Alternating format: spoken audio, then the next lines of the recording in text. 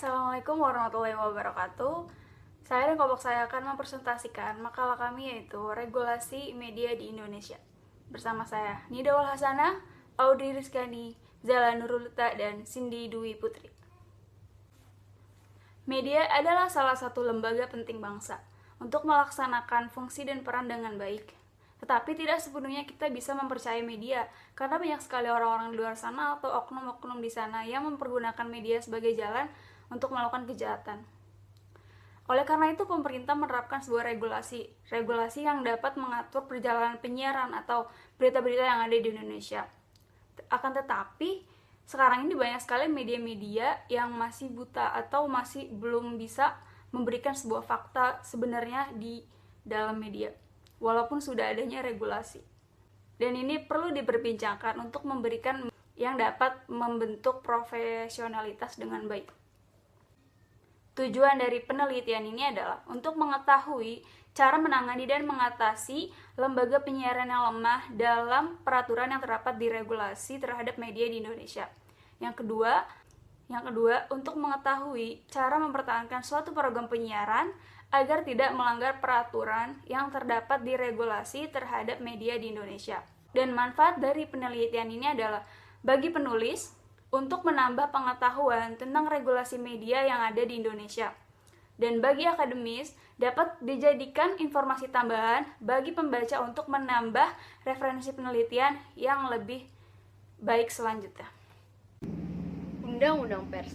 Di Indonesia sendiri, terdapat regulasi perundang-undangan yang mengatur tentang pers di Indonesia yang terdapat pada Undang-Undang Nomor 40 Tahun 1999 yang mengatakan bahwa pers adalah lembaga sosial dan wahana komunikasi massa yang berperan melaksanakan tugas jurnalistik meliputi pencarian, memperoleh, menyimpan, dan menyampaikan informasi baik dalam bentuk cetak, tulisan, suara dan gambar, data maupun grafik, dan bentuk lainnya, baik dalam bentuk cetak maupun elektronik, menggunakan segala jenis jaringan yang tersedia. Secara umum, pers adalah segala jenis media yang ada, baik media cetak maupun elektronik. Undang-Undang Pers mengatur secara general kepada seluruh industri media, terutama media cetak. Undang-Undang Penyiaran. Pengelolaan media penyiaran di Indonesia diatur dalam Undang-Undang Nomor 32 Tahun 2002 tentang penyiaran. Dalam undang-undang ini dijelaskan bahwa penyiaran adalah kegiatan pemancar luasan siaran melalui sarana pemancaran dan atau sarana transmisi di darat, di laut, atau di antariksa dengan menggunakan spektrum frekuensi radio melalui udara, kabel, dan atau media lainnya untuk dapat diterima secara serentak dan bersamaan oleh masyarakat dengan perangkat penerimaan siaran. Media penyiaran terdiri atas radio dan televisi. Penyiaran radio adalah media komunikasi massa dengar yang menyalurkan gagasan dan informasi dalam bentuk suara secara umum dan terbuka, berupa program yang teratur dan berkesinambungan.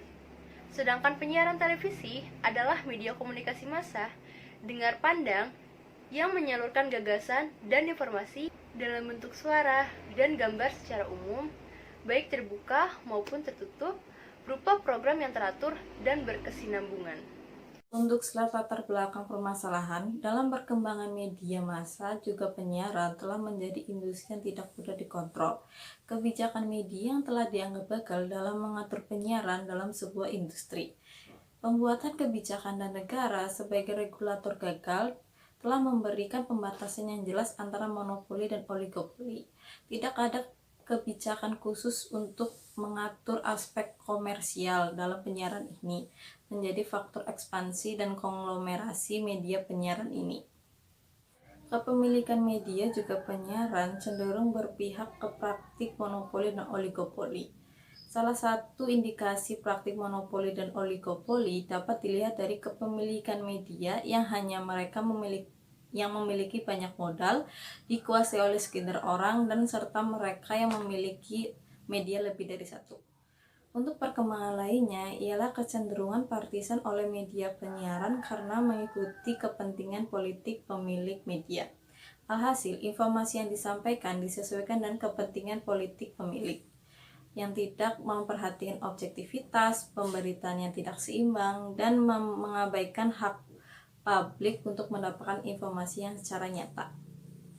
Untuk contoh kasus yang menyimpang, yang pertama yaitu dahsyat di RCTI. Pada tahun 2017 lalu, KPI menemukan 2 kesalahan pada program tersebut. Pada tanggal 28 Februari, pukul 09.11 WIB dan 1 Maret 08.49 WIB. Program dahsyat ini memuat perkataan yang meremehkan seperti PA, ular kadut, pangeran sawan, dan jenglot. Selain itu, terdapat pria yang mengendarai mobil secara maju mundur dan rem mendadak dengan kondisi di dalam mobil tersebut terdapat pria lain di dalam bagasi yang tertutup. Menurut KPI, memuat perkataan dan perbuatan tersebut, acara ini tidak layak untuk ditayangkan karena dapat memberi pengaruh buruk terhadap khalayak penonton. Jenis pelanggaran ini dikategorikan sebagai pelanggaran atas penghormatan terhadap nilai dharma, kesopanan dan kesusilaan, perlindungan terhadap anak, dan penggolongan program siaran. Maka KPI memberikan sanksi administrasi berupa pemberhentian sementara pada tanggal 13, 14, 19, 2017 lalu. Yang kedua yaitu selebrita pagi di Trans 7. KPI memberhentikan sementara program infotainment ini pada 2 hari pada tanggal 28 Maret dan 7 April 2017 lalu. Hukuman yang dilakukan yaitu menayangkan Chef Aiko yang memiliki hal gaib yang mengunjungi Setu Mangga Bolong dengan menyampaikan keberadaan siluman ular. KPI mengategorikan pelanggaran ini sebagai pelindungan terhadap anak, program siaran bermuatan mistik, horor supranatural, serta penggolongan program siaran. Kesimpulan, media merupakan sebuah institusi yang penting dalam kehidupan berbangsa dan bernegara. Agar media dapat melaksanakan peran dan fungsi dengan baik, maka regulasi media harus dilaksanakan secara profesional oleh industri media. Regulasi adalah peraturan yang mengikat media dalam menjalankan aktivitasnya di masyarakat. Regulasi yang mengatur pers Indonesia adalah Undang-Undang Nomor 40 Tahun 1999 tentang pers.